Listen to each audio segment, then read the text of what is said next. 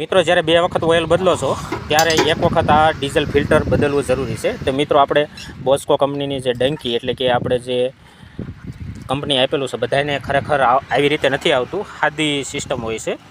અને મિત્રો આજે આપણે ફિલ્ટર પણ બદલવાનું છે. તો દર્શક મિત્રો જે એ રીતે ફિલ્ટર બદલવું છે, દર્શક મિત્રો તમને પણ દેખાઈ રહ્યું છે અંદર ઘણો એવો કચરો છે. બે વખત ઓઇલ બદલો ને ત્યાર પછી એક વખત ડીઝલ ફિલ્ટર બદલવું જરૂરી છે.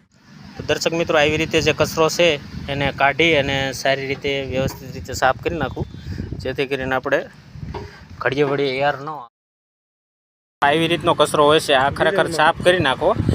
જૂની રિંગ કાઢી અને હવે નવી રિંગ આપણે ફિટ કરી દીધી છે. તો દર્શક મિત્રો આ રિંગ ફિટ કરવી જરૂરી છે અને ત્યારબાદ આપણે આઈસર કંપનીનું ફિલ્ટર લઈ લઈશું. ડીઝલ ફિલ્ટર લઈ અને સીધું ડાયરેક્ટ લગાવી દઈશું, જેથી કરી અને મિત્રો આ ડીઝલ ફિલ્ટર લગાવ્યા પછી આપણે જોઈ લેવાનું છે કે કોઈ પણ જગ્યાએ લીકેજ તો નથી ને. લીકેજ તો મિત્રો આવી રીતે આપણે હવે ડંકી મારવાની છે, જેથી કરીને ડંકી મારીશું તેના કારણે આપણું ફિલ્ટર છે એ ઓલરેડી કમ્પ્લીટ ભરાઈ જાય છે અને આપણો જે સનેડાનો એર છે એ નીકળી જશે. તો મિત્રો અત્યારે હવે ટાંકીની અંદર અવાજ આવવા મળ્યો છે, જેથી કરીને હવે એર કમ્પ્લીટ નીકળી ગયો છે.